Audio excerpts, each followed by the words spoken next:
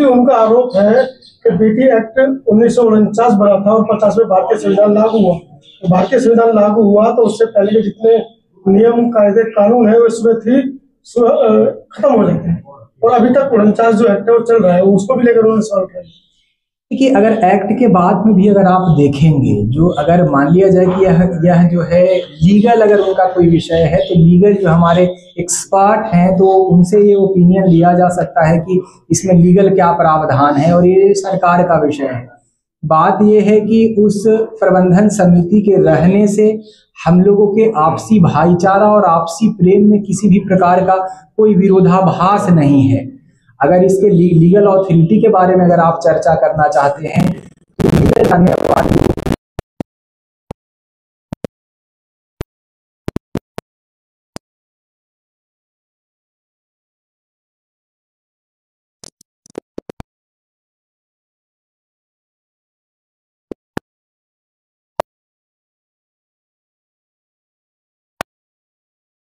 तो हैं, अगर वास्तविक में वो समाधान या भगवान बुद्ध के विचारों से अगर प्रेरित होकर के बोध गया आते तो आप जैसा कह रहे हैं वैसा ही वो मार्ग अपनाते। उनका उद्देश्य ही जो है वो समाज को भ्रमित करके हिंदू समाज को जातियों में विभाजित करना है। अगर वो वास्तविक में समाज को लेकर के, भारतवर्ष को लेकर के इतने अगर जागरूक नागरिक रहते तो इस प्रकार का सोशल मीडिया में जो है भ्रम फैलाने के स्थान पर वो जो आधिकारिक व्यक्ति रहते उनके पास में जाकर के वो चर्चा करते। हमारे भारतवर्ष में हम लोग गुरुओं की धरती से आते हैं, हमारे यहाँ गुरु परंपरा होती है। हमारे यहाँ कोई समस्या होता है तो हम अपने गुरु और बड़े बुजुर्गों के पास जा करके उसका समाधान का मार्ग ढूंढते हैं। हम समाधान का मार्ग जो है वो गलत बातें प्रचारित करके नहीं करते हैं। तो इसमें जो है यही विषय है। स्वामी जी एक क्वेश्चन, जिस तरह से उनका डिमांड हो रहा है, अगर बिहार सरकार मान भी लेती है तो मठ का या सनातन धर्म के लोगों का क्या रूप होगा? देखिए, जहां तक आप अगर इस भारतवर्ष के अगर आप संविधान को देखेंगे तो संविधान में भी जो हिंदू धर्म की अवधारणा है उसमें जो है वो बुद्ध धर्म, जैन, सिख और हिंदू, ये सभी हिंदू हैं। तो ये बात जो आप कह रहे हैं कि बिहार सरकार जो है वो किसी के जो है बातों को मान जाए, और यह भारत भूमि जो है ऋषि महर्षि और संतों की भूमि रही है, और यह बहुत बड़ा प्रश्न है। ये पूरे भारतवर्ष ही नहीं, भारत से बाहर भी जो लोग हैं जो भगवान बुद्ध को अपना आराध्य मानते हैं उन लोगों के लिए यह श्रद्धा का विषय है। और जहाँ तक जो है महाबोधि महाविहार में हिंदुओं के संबंध में विषय है तो यह कोई अधिकार का विषय नहीं है, यह कर्तव्य और जो है उपासना का विषय है। देखिए स्वामी जी, एक लास्ट क्वेश्चन, 99 एक्ट को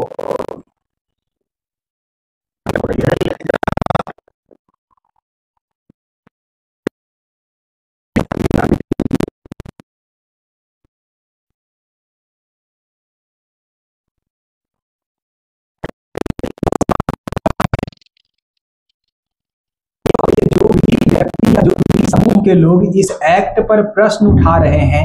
वो बीटीएमसी एक्ट पर प्रश्न नहीं उठा रहे हैं। हमारे भारत निर्माण में जिन महापुरुषों की भूमिका रही है, हमारे राष्ट्रपिता महात्मा गांधी के ऊपर, जवाहरलाल नेहरू के ऊपर, डॉक्टर राजेंद्र प्रसाद के ऊपर, या जो संविधान निर्माण करने वाले हमारे जो है बाबा साहब आम्बेडकर हैं, उनके विचारों को, उनके भविष्य में जो है ध्यान में रख करके बनाए गए चीजों को, उस पर ये प्रश्न उठा रहे हैं। वर्तमान बीटीएमसी का जो स्वरूप आप देख रहे हैं, इस स्वरूप को बनाने में जो है वो बहुत बड़े बड़े महापुरुषों की भूमिका रही है। ये जैसे कि आप लोगों ने, जो हम लोगों ने शिक्षा ग्रहण की है, और आप मठ में भी हम बैठे हैं, आप लोग दिए हैं, राष्ट्र और धर्म के लिए हम लोग सब कुछ निछावर करते हैं। जब ऐसी स्थिति है तो आप क्या संदेश दे रहे हैं? देखिए, भगवान बुद्ध और इस बोध गया की छवि धूमिल नहीं हो, इसके लिए पूरे हिंदू समाज को, भारतवर्ष के हिंदू समाज को जो भी निर्णय लेना होगा वो निर्णय हिंदू समाज लेगा। आज जो हम इस प्रेस कॉन्फ्रेंस जो कर रहे हैं उसके माध्यम से भी मैं आप लोगों को स्पष्ट कर दूं कि भगवान बुद्ध के वचनों को और भगवान बुद्ध के सिद्धांतों को रक्षा करने के लिए हमें जिस भी जो है प्लेटफॉर्म पे जा करके जो कुछ भी करने की आवश्यकता होगी ये हिंदू समाज करेगा। और ये जो है सिर्फ बोध गया मठ का विषय नहीं है, ये भारतवर्ष में रहने वाले जो है वो सभी हिंदुओं के जो है वो आस्था का विषय है। हमारा एक सवाल है कि भारत में जो समन्वय स्थापित हुआ है बौद्ध और हिंदू के बीच में, इस समन्वय की कड़ी को तोड़ने की एक कोई साजिश तो नहीं है? यह बहुत ही अंतर्राष्ट्रीय जो है इसमें षड्यंत्र है। आप अगर देखेंगे जिस प्रकार से 100-200 की संख्या में यहाँ पर आकर के कोई लोग बौद्ध भिक्षु के भेष में है, कोई जीन्स पैंट पहन करके भी अपने आप को लामा कह रहे हैं, कोई कुछ कह रहा है, और इन लोगों को जिस प्रकार से जो है वो सोशल मीडिया के माध्यम से गलत बातें प्रचारित कर रहे हैं, तो निसंदेह जो है भारत को जातियों में विभाजित करके हमारा भारतवर्ष आंतरिक विवादों में फंस जाए, और जिस विकास की गति से हमारा देश जो है वो विश्व गुरु बनने की दिशा में है, उसका जो है वो गति किस प्रकार से बाधित हो जाए, इसके लिए है अंतर्राष्ट्रीय षड्यंत्र ही प्रतीत होता है, और निसंदेह अंतर्राष्ट्रीय षड्यंत्र है। इसमें स्थानीय राजनीति की भूमिका, राजनीतिक पार्टियों की भूमिका को भी आप देखते हैं? नहीं, मैं चूंकि यहीं स्थानीय जो है बोधगया मठ का ही महात्मा हूँ, और मैं स्थानीय लोगों से मिलता हूँ, और यहाँ के स्थानीय जितने भी जनप्रतिनिधि हैं वो यहाँ के जो है समन्वय और आपसी प्रेम भाईचारा से बड़े ही उसके सहयोग में रहते हैं। तो स्थानीय कोई भी जनप्रतिनिधि ऐसा नहीं है कि इस विषय को वो उठाए। सरकार से रिपोर्ट है कि उसमें एक राजनीतिक पार्टी का, हाँ बिल्कुल, एक जरूर देखने में आता है कि मैं नाम लेना नहीं चाहूंगा, क्योंकि साधु महात्मा का काम आपस में समाज में समन्वय करना है। आप जिनका नाम ले रहे हैं, मैं भगवान बुद्ध के चरणों में यही प्रार्थना करूंगा कि उनको भी सद्बुद्धि दे, और जो व्यक्ति जो इस प्रकार का नर्गल बात कर रहे हैं उनको भी भगवान जो है वो प्रेरणा दे। जो राजनीति लोग जो है ये विषय रख रहे हैं, जिनकी राजनीतिक पृष्ठभूमि खतरे में है, तो भगवान बुद्ध के ही आधार पर अपनी जो है राजनीति चमकाने के उद्देश्य से इस प्रकार का बात रख रहे हैं। अगर आप गहराई में जाएंगे तो आप पाएंगे कि भगवान बुद्ध के किसी भी सिद्धांतों पे वो जीवन नहीं जीते हैं, कोई भी वो पंचशील का पालन नहीं करते हैं, कोई भी अहिंसा सत्य का पालन नहीं करते हैं। वो जो भगवान बुद्ध के संबंधित विषय जो उठा रहे हैं वो एकमात्र अपने स्वार्थ सिद्धि और राजनीतिक उद्देश्यों के लाभ के लिए उठा रहे हैं, या बाहर से जो उनको जो है हमारे हिंदू समाज को तोड़ने के लिए, भारतवर्ष को समस्या उत्पन्न करने के लिए जो अंतर्राष्ट्रीय जो है षड्यंत्र है उससे उनको सहयोग मिल रहा हो, चाहे आर्थिक सहयोग हो या किसी और प्रकार का सहयोग। बोधगया मठ सरकार से क्या अपील करती है इस समन्वय को खराब करने वाले लोगों की? नहीं,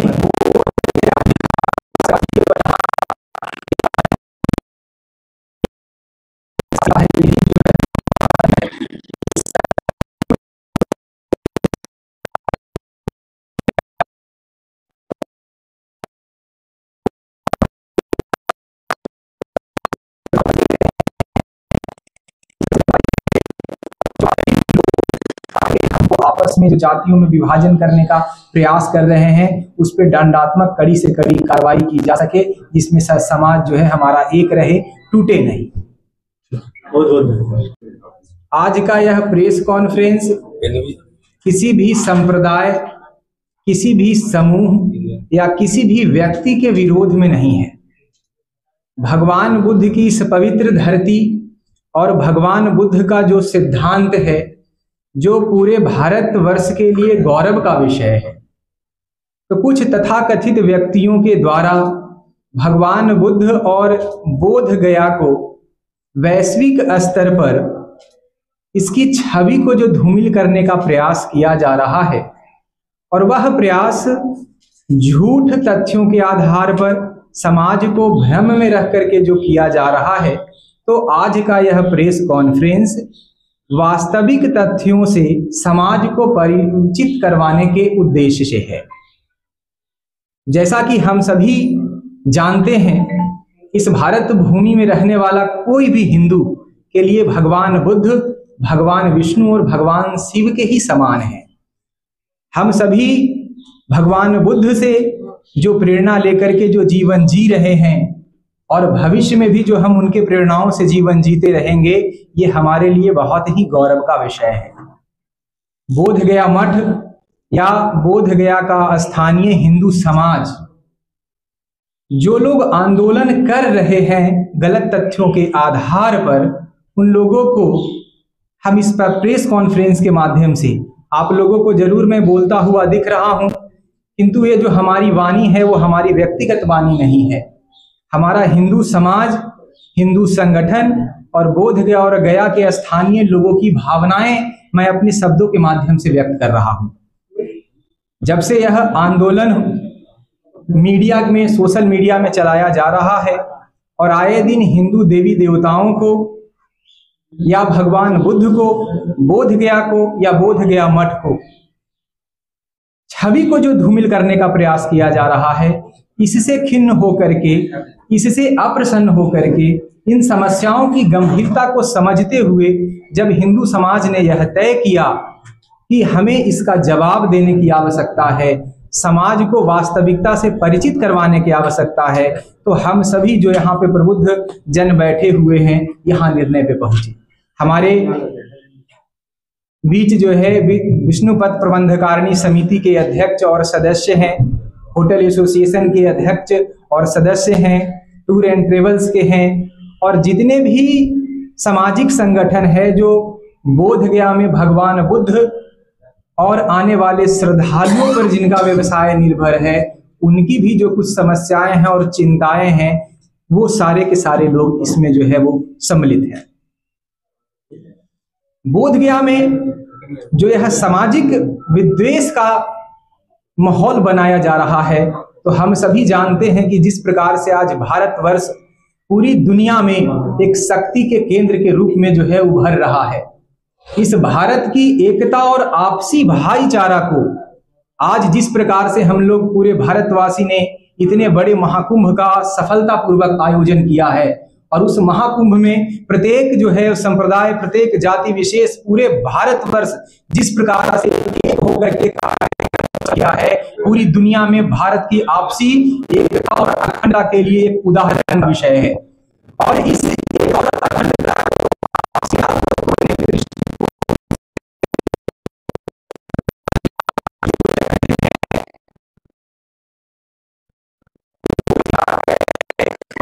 परिचित करवाएं। अब मैं मुख्य विषय पे आना चाहूंगा कि जो विषय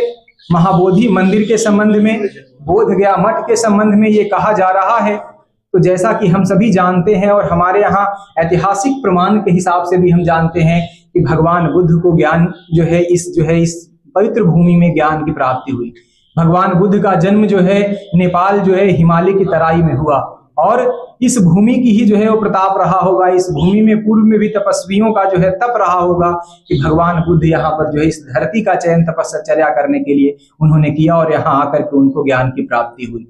ज्ञान की प्राप्ति के पश्चात जो है जिस प्रकार से महाबोधि महाविहार आज है, सम्राट अशोक के द्वारा जब महाबोधि महाविहार का निर्माण करवाया गया, उसके पश्चात समय समय पर भिन्न भिन्न राजाओं के द्वारा, भिन्न भिन्न समाज सेवियों के द्वारा उस मंदिर के विकास में महत्वपूर्ण भूमिका रही है। चाहे वो शुंग वंश रहे, चाहे वो पाल वंश रहे, सभी वंश के लोग समान रूप से हिंदू और बौद्ध के समान रूप से पोषक रहे हैं। उन पोषक शासकों के द्वारा महाबोधि मंदिर के विकास में महत्वपूर्ण भूमिका निभाया गया है, और महाबोधि मंदिर में भूमिका निभाने वाले शासकों की भी यही जो है इच्छाएं रही थी कि किस प्रकार से हमारा भारतीय समाज एक होकर के रहे, किस प्रकार से भगवान बुद्ध ने जो है हिंसा का मार्ग बतलाया है, जिस प्रकार से प्रेम और भाईचारे का मार्ग बतलाया है, उस मार्ग पर हम किस प्रकार से चल सके। तो प्रत्येक शासकों ने इसी प्रकार से प्रयास किया।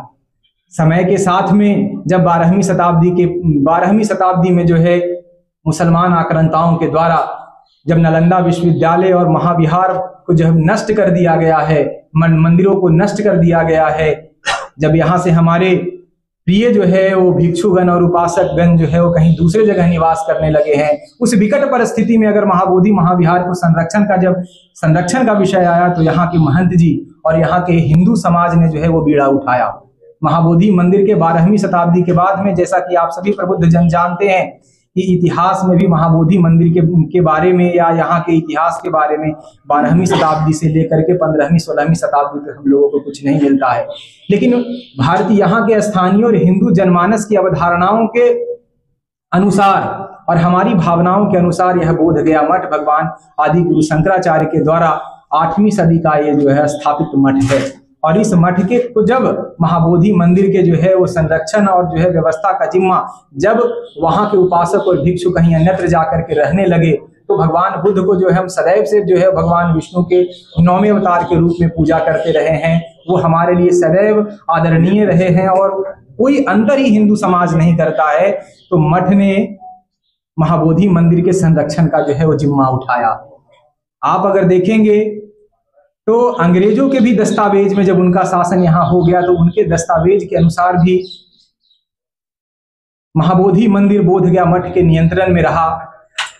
बोधगया मठ के नियंत्रण में तो महाबोधि मंदिर कब से रहा है, इसका जो है ये ऐतिहासिक प्रमाण जो है हिंदू अवधारणाओं के हिसाब से 10वीं 11वीं शताब्दी से ही महंत जी जो है उसका संरक्षण और संवर्धन करते रहे। लेकिन अंग्रेजी दस्तावेज में जो हम लोगों को प्रमाण प्राप्त होता है वो प्रमाण जो है वो 1726 में शाह आलम द्वितीय ने महंत जी को जमींदारी के रूप में 3-4 गांव दिया है। उसी जमींदारी में बोधगया मठ, बोधगया महाबोधि मंदिर भी स्थित रहा। उस प्रकार से महंत जी के पास में महाबोधि मंदिर का अधिकार आया। अपितु अधिकार से भी पहले जो है महाबोधि मंदिर का संरक्षण और संवर्धन महंत जी के द्वारा किया जाता रहा है, क्योंकि हम जो है भगवान बुद्ध को अपना आराध्य मानते हैं, भगवान बुद्ध के बताए वचनों पर हम लोग चलने वाले लोग हैं। उसके बाद जब पलासी के युद्ध के बाद में जो है बिहार, बंगाल और उड़ीसा पर जब अंग्रेजों का जो है वो कब्जा हो गया है और औपचारिक रूप से जमीनों के रेवेन्यू रिकॉर्ड जब तैयार किया जाने लगा है तो 1811 में यहाँ एक सर्वेयर आए हैं जिनका नाम बुकानन हैमिल्टन है। उनके डायरी में और उनके गजेटियर में भी अध्ययन करेंगे तो आप पाएंगे उन्होंने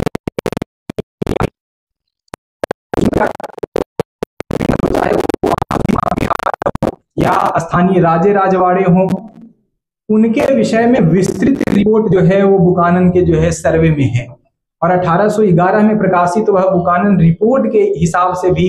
महाबोधि महाविहार में पूजा पाठ और उनका देखभाल बोधगया महंत जी के द्वारा किया जाता है, सदैव से किया जाता रहा। संरक्षण और जो है व्यवस्था ऐसा ही चलता रहा और सदैव जो है बोधगया के महंत जी मंदिर का विकास कैसे हो, मंदिर अपने पुराने अवस्था में कैसे आए, जो मुस्लिम आक्रांताओं के द्वारा मंदिर को जो नुकसान पहुंचाया गया था उस नुकसान से अलग होकर के मंदिर का स्वरूप जो है कैसे अच्छा हो, इसके लिए सदैव बोधगया महंत जी चिंतित रहते थे। इसी चिंता का ध्यान में रखते हुए जब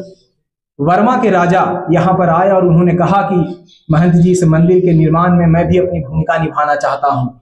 और उन्होंने अपने आध्यात्मिक और धार्मिक उद्देश्यों को पूरा करने के लिए दान स्वरूप में जब मंदिर के निर्माण का प्रस्ताव महंत जी, तत्कालीन महंत हेमनारायण गिरी जी के पास में रखा, तो महंत जी ने, चूंकि जो महंत जी भगवान बुद्ध के मंदिर के विकास के लिए हमेशा चिंतित रहते थे, उन्होंने बहुत ही हर्ष के साथ में जो है वर्मा के राजा के जो है इस प्रस्ताव का स्वीकार किया। और 1877 में वर्मा के राजा और बोधगया महंत जी के बीच में एक जो है अनुबंध हुआ। उस अनुबंध के आधार पर महंत बोधगया और वर्मा के राजा जो है महाबोधि मंदिर को पुनः जो है उसके वास्तविक स्वरूप में कैसे आ जाए, इसके लिए जो है वो काम करना उन्होंने जब शुरू किया। काम शुरू ही हुआ था, लेकिन तकनीकी कारणों से हम लोगों के पास में, महंत जी के पास में जो संसाधनों का अभाव था, उस संसाधनों के अभाव को देखते हुए अंग्रेज शासकों ने जब ये कहा कि हम भी जो है महाबोधि मंदिर अपने पुराने स्वरूप में आ जाए, इसमें अंग्रेज सरकार भी जो है भूमिका निभाना चाहता है। इस प्रस्ताव का महंत जी ने सहर्ष स्वीकार करते हुए ईस्ट इंडिया वो जो है उस समय जो तत्कालीन सरकार जो अंग्रेजों की सरकार थी, उन्होंने जो है अलेक्जेंडर कनिंघम और उनके साथ में जीडी बुगलर को इस बात के लिए जो है वो नियुक्त किया कि मंदिर का जो है खुदाई करवाते हुए महंत जी के आज्ञा से मंदिर का खुदाई करवाते हुए मंदिर का जो है स्वरूप पहले प्राचीन स्वरूप में किस प्रकार से आ जाए, इस पर काम आगे बढ़ा। अलेक्जेंडर कनिंघम और जीडी बुगलर दोनों ने मिलकर के वर्तमान आप जो मंदिर का स्वरूप देख रहे हैं उस स्वरूप में बोधगया महाबोधि महाविहार को लाया गया। और आप लोगों को जान करके यह प्रसन्नता भी होगा और यह खुशी का भी विषय होगा कि वर्तमान जो महाबोधि महाविहार आप देख रहे हैं, जब वह बन करके तैयार हुआ, जो आज हम जो मंदिर में जो मूर्ति देख रहे हैं, भगवान बुद्ध का जो मूर्ति देख रहे हैं, वो मूर्ति बोधगया मठ के जो है प्रांगण में महंत जी के द्वारा पूजा पाठ किया जाता रहा। जब मंदिर का स्वरूप बन करके तैयार हुआ तो अलेक्जेंडर कनिंघम, जीडी बुगलर और महंत जी के जो है वो आपसी जो है विचार से, राय से बोधगया मठ में रखे वो भगवान बुद्ध की पवित्रतम मूर्ति को हिंदू रीति रिवाज से प्राण प्रतिष्ठा करके महाबोधि महाविहार में जो है वह स्थापित किया गया है। और जो भी बात मैं यह बोल रहा हूँ ये अलेक्जेंडर कनिंघम और जीडी बुगलर के द्वारा जो है रिपोर्टेड जो है डॉक्यूमेंट के आधार पे कर रहा हूँ। मैं यह जो सारी बातें कह रहा हूँ वो अलेक्जेंडर कनिंघम के सहयोगी जीडी बुगलर ने अपने 10 पन्नों के रिपोर्ट में इन सब बातों को कोट किया है जो सरकार के जो है वो रिकॉर्ड आर्काइव में भी है। ये जो विवाद, जो वर्तमान हम विवाद देख रहे हैं, हिंदू और बौद्ध का ये विवाद है। यद्यपि जो है हिंदू और बौद्ध कोई अलग अलग नहीं है, एक ही घर के जो है एक ही परिवार के सदस्य हैं और हम लोग आदिकाल से एक रहते हुए ही सारा काम करते आए हैं। वर्तमान जो आप ये विवाद देख रहे हैं, उस विवाद की शुरुआत श्रीलंका के एक भंते अनागारिक धर्मपाल जी के द्वारा मंदिर में मूर्ति रखने के प्रयास से शुरू होता है। जब अनागारिक धर्मपाल जी यहाँ आते हैं और मंदिर में जो अपने मूर्ति को स्थापित करके अपने कृति के लिए, अपने उद्देश्यों की पूर्ति के लिए जब महाबोधि महाविहार में महंत जी और अंग्रेजों की अनुमति के बगैर तो अनागारिक धर्मपाल कि महाबोधि महाविहार में पूजा को लेकर के कभी भी किसी प्रकार का विरोध नहीं रहा है। पूरी दुनिया से कोने कोने से के श्रद्धालुओं को मंदिर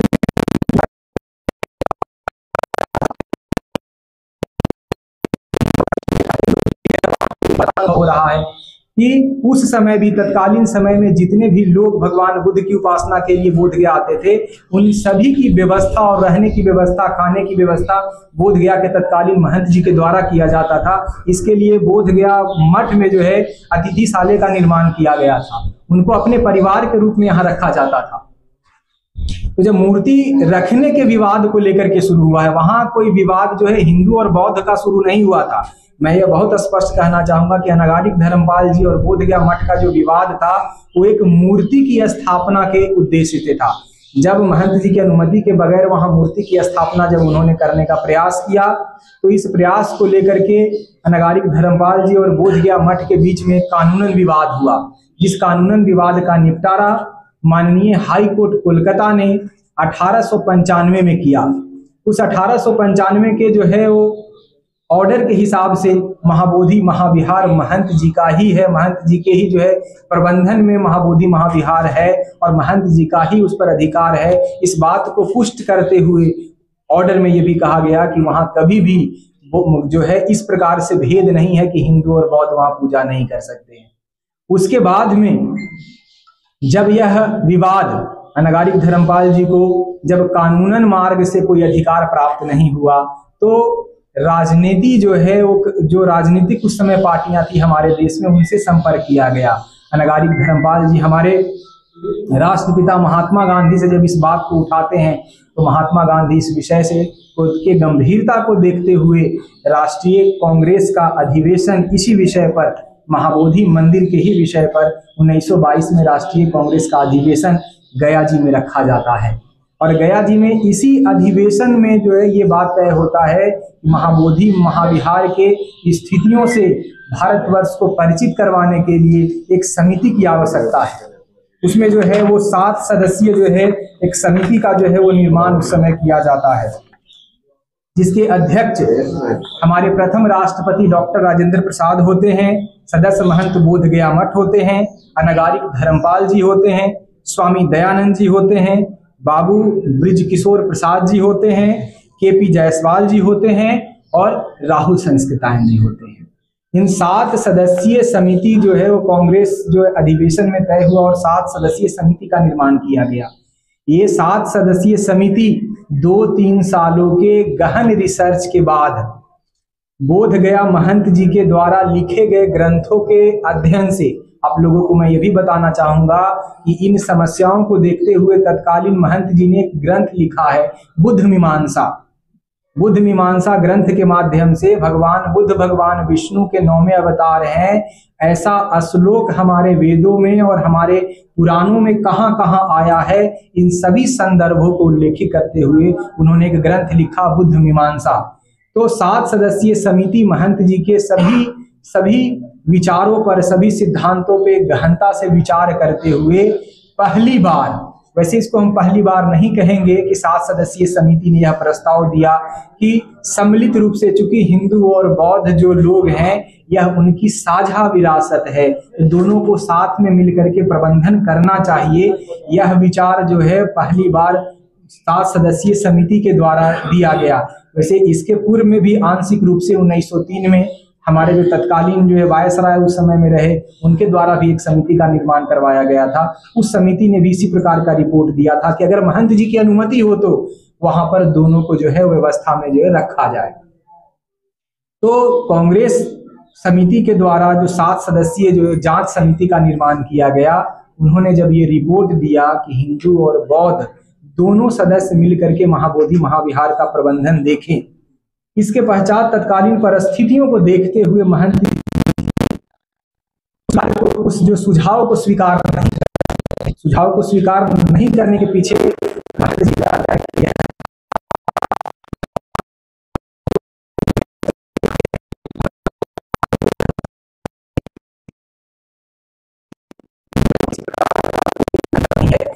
जहाँ के 2 बात कह रहे हैं, तो भविष्य में भी जो है हम लोगों को आपसी प्रेम और भाईचारा को नष्ट करने का प्रयास जो है भविष्य में भी किया जा सकता है। तो इस भविष्य में किए जा रहे प्रयास को ध्यान में रखते हुए महंत जी ने वो दोनों का साझा समिति को स्वीकार नहीं किया। ऐसे ही उस समय फिर स्वतंत्रता आंदोलन तेज हो जाता है और इस स्वतंत्रता आंदोलन की तेज में जो है वो कांग्रेस के 7 सदस्यीय समिति के द्वारा जो सुझाव दिया जाता है, वो सुझाव जो है वो क्रियान्वित नहीं होता है। आज़ादी के पश्चात जब प्रथम जो हमारे प्रधानमंत्री नेहरू जी और राष्ट्रपति डॉक्टर राजेंद्र प्रसाद जी के पुनः जो है प्रयास से बीटीएमसी एक्ट का निर्माण होता है।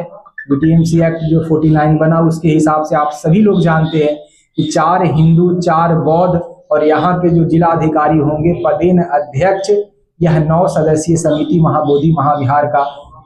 वो देखभाल के लिए बनाया गया। किंतु महंत जी इस बीटीएमसी एक्ट को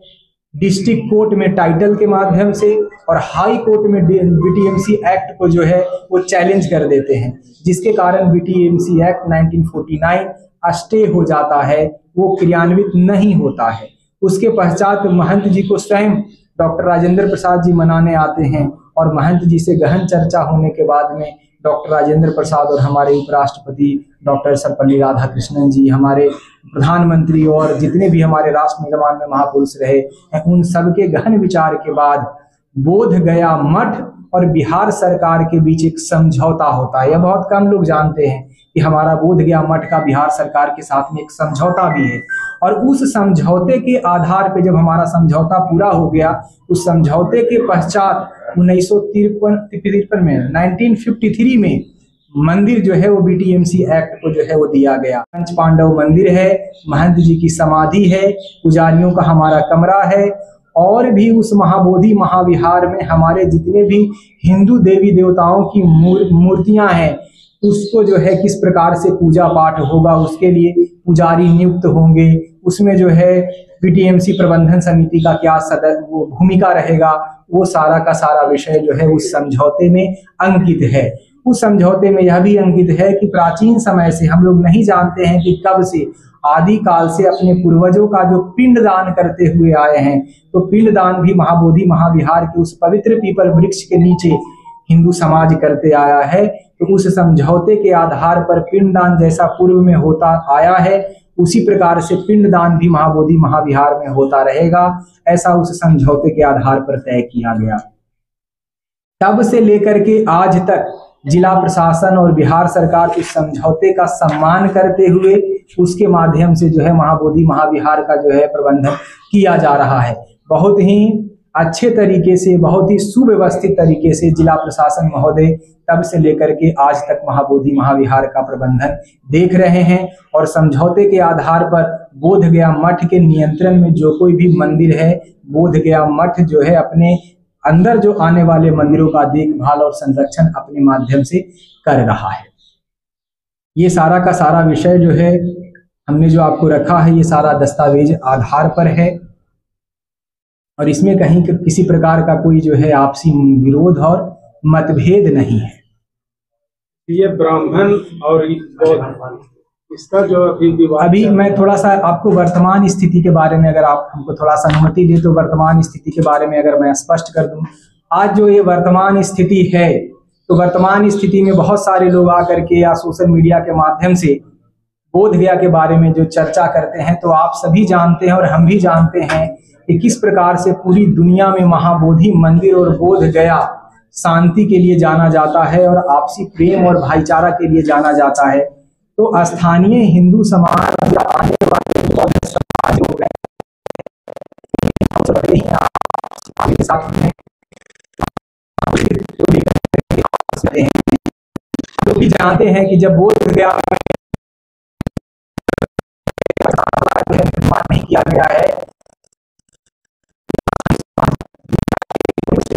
पौधों को अपने घर में शरण दिया है, अपने परिवार समझ करके उन्होंने शरण दिया है। बोध गया के महंत जी सभी को अपना परिवार मान करके बोध गया मठ परिसर में उन्होंने शरण दिया है। और आज भी अगर आप देखेंगे तो बोध गया का स्थानीय कोई भी ऐसे परिवार के लोग नहीं होंगे जिनके घर में भगवान बुद्ध का मूर्ति जो है स्थापित नहीं है। तो ये तो जो है आप अगर इस उदारता को देखिए। मैं एक विषय और भी आपको जो बीच में छूट गया, इस विषय को मैं कहना चाहूंगा कि जो भी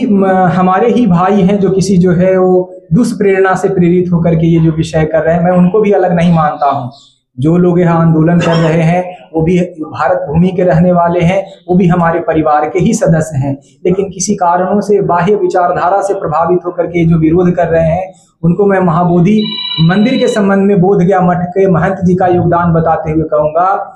कि महंत जी ने 500 सालों तक महाबोधि महाविहार का जो है संरक्षण और प्रबंधन इस कारण किया कि भगवान बुद्ध ने हमको स्वीकार किया है। यह भगवान बुद्ध की ही प्रेरणा का परिणाम है कि महंत जी ने 500 साल तक मंदिर का प्रबंधन और देख रेख किया है। हम भारत भूमि में निवास करने वाले लोग कन कन में जो है देवी देवताओं का स्वरूप का जो है वो दर्शन करते हैं। तो भगवान बुद्ध के इच्छा के विरुद्ध, भगवान बुद्ध के प्रेरणा के विरुद्ध बोध गया महंत जी 1 साल भी मंदिर का प्रबंधन नहीं कर पाते। तो भगवान बुद्ध की प्रेरणाओं का ही परिणाम है, भगवान बुद्ध के आशीर्वाद का ही यह परिणाम है कि हम लोगों को 500 सालों तक भगवान बुद्ध की सेवा करने का अवसर प्राप्त हुआ है। और आज भी हम अपने आप को जो है वो गौरव का अनुभव करते हैं कि महाबोधि महाविहार में भगवान बुद्ध आज भी हमारी सेवा को वो स्वीकार कर रहे हैं और भविष्य में भी हमारी सेवा को स्वीकार करेंगे। क्योंकि हमारी आस्था भगवान बुद्ध के प्रति है, हम भगवान बुद्ध को जो है अपना जो है वो गौरव मानते हैं। हिंदू ही क्यों रहेगा, सिर्फ उसी को क्यों नहीं सौंपा जाए? ये आपने बहुत ही सुंदर जो है विषय उठाया है कि महाबोधि महाविहार में हिंदू ही क्यों रहे। मैं अगर यह विषय उठाऊं कि महाबोधि महाविहार में बौद्ध ही क्यों रहेंगे तो ये बहुत ही असहज स्थिति हो जाएगी। हमारे यहाँ समाज में किसी भी प्रकार का कोई विभाजन नहीं है। जो ये विषय उठा रहे हैं तो ये प्रश्न सही ये होगा कि महाबोधि महाविहार में उसी का अधिकार होना चाहिए जो भगवान बुद्ध को आराध्य मानते हैं, उनका अधिकार नहीं होना चाहिए जो भगवान बुद्ध का आराध्य नहीं मानते हैं। तो मैं आपसे यह प्रश्न करना चाहूंगा कि क्या कोई ऐसा सदस्य है जो भगवान बुद्ध को अपना आराध्य नहीं मानता हो? वर्तमान में महाबोधि महाविहार के समिति में जितने भी सदस्य हैं वो भगवान बुद्ध को मानने वाले हैं, भगवान बुद्ध के आदर्शों पे चलने वाले हैं। तो जो ये बात कह रहे हैं हिंदू और बौद्धों में विभाजन जो कर रहे हैं, तो भविष्य में तो ये भी कहने लगेंगे कि भाई उसमें महायान शाखा के लोग न रहें, हीनयान शाखा के लोग न रहें, वज्रयान शाखा के लोग नहीं रहे। आप सभी जानते हैं कि भगवान बुद्ध के जो है विचारों को भी जो है बहुत संप्रदायों में विभक्त है। कोई जो बौद्ध संप्रदाय है भगवान बुद्ध को जो है महान गुरु के रूप में मानता है, कोई संप्रदाय भगवान बुद्ध को अवतार के रूप में मानता है, कोई संप्रदाय भगवान बुद्ध को जो है वो पुनर्जन्म में विश्वास करने वाला मानता है। तो जिस प्रकार से भिन्न भिन्न अवधारणाओं जो है उनके विचारों को लेकर के है, उसी प्रकार से जो है हिंदू समाज भी जो है भगवान बुद्ध को भगवान विष्णु के अवतार के रूप में मानता है। तो इसमें किसी भी प्रकार का कोई विरोध नहीं है। महंत जी, ये जानना चाहूंगा जो विरोध कर रहे हैं उनकी शक्ति क्या है? मेरा जानने का मतलब है कि वो उनका स्तर क्या है, वो क्या कोई इंटरनेशनल नेशनल या स्थानीय है? इस संगठन क्या, उन संगठन का वैल्यू क्या है, ताल्लुक किससे रखते? देखिए, जहां तक अगर आप शक्ति की बात करते हैं तो बोध गया में एक ही शक्ति है, वो भगवान बुद्ध की शक्ति है। और भगवान बुद्ध की शक्ति सदैव अपने मानने वाले श्रद्धालुओं के साथ में है। और जहां तक बात आप ये कह रहे हैं कि क्या कोई बाहरी लोगों का इसमें हाथ है क्या, तो ये बात तो स्पष्ट है कि जिस प्रकार से वर्तमान भारतवर्ष एक होकर के दुनिया में अपना अमिट रहा है,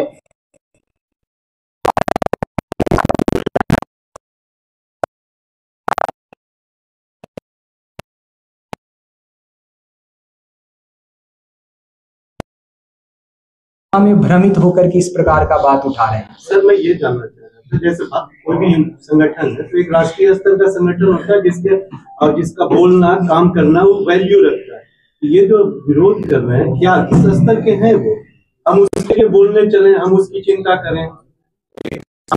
कुछ की चिंता करेंगे तो नहीं। अगर वो है कोई उस तरह का संगठन है तो ये बात आपकी सारी वाजिब है कि हाँ भाई अब नहीं, ये विषय जो आप कह रहे हैं मुझे नहीं पता कि संगठन है या उनका संगठन नहीं है। सोशल मीडिया के माध्यम से जो गलत बातें प्रचारित की जा रही है, उस गलत बात प्रचारित से जो हमारा समाज भ्रमित हो रहा है, उस भ्रम की स्थिति को दूर करने के लिए आज का प्रेस कॉन्फ्रेंस रखा गया है। मुझे नहीं पता है, मैं आपके माध्यम से ही उन लोगों को भी यह विषय कहना चाहूंगा कि अगर किसी प्रकार की समस्या है तो बौद्ध धर्म में बहुत बड़े बड़े गुरु हैं, हमारे पूजनीय दलाई लामा जी हैं, हमारे कर्मापा जी हैं, या बौद्ध धर्म को मानने वाले जितने भी धर्म के गुरु लोग आते हैं उनको अपने गुरु के पास जाना चाहिए और अगर कोई विषय है तो उनको रखना चाहिए ताकि वो जो है वो समाधान कर सके। महंत जी, उनका आरोप है कि बीटी एक्ट 1949 बना था और 50वें भारतीय संविधान लागू हुआ। तो भारतीय संविधान लागू अभी धारणा पर बैठे हुए हैं महाबोधि महाविहार के, आपकी कॉन्फ्रेंस की जा रही है, समाप्त कैसे होगा इस पर थोड़ा दो विषय सुन। देखिए यह भारतवर्ष में जिन लोगों की भी अपनी अपनी इच्छाएं और कामनाएं हैं वो मैं एक विषय और आप लोगों को बहुत महत्वपूर्ण विषय है कैलेंडर जी, ये एक विषय जो और महत्वपूर्ण हो रहा है, विषय जो आप लोगों को इसमें प्रश्न हमको लगता था कि आएगा लेकिन ये नहीं आया। हमारे पास एक सवाल है, मैं पूछ नहीं सका। नहीं, मैं खुद ही वो सवाल पूछ करके आपको जो है वो जवाब दे देता हूँ। विषय ये है कि कुछ लोग जातीय जो है वो ओबीसी और पता नहीं किन किन जातियों के माध्यम से नाम लेकर के जो है भगवान बुद्ध की विचारधाराओं को तोड़ना चाहते हैं। तो मैं उन लोगों के लिए यह कहना चाहूंगा कि भगवान बुद्ध जो है सिर्फ भारत भूमि तक सीमित नहीं है।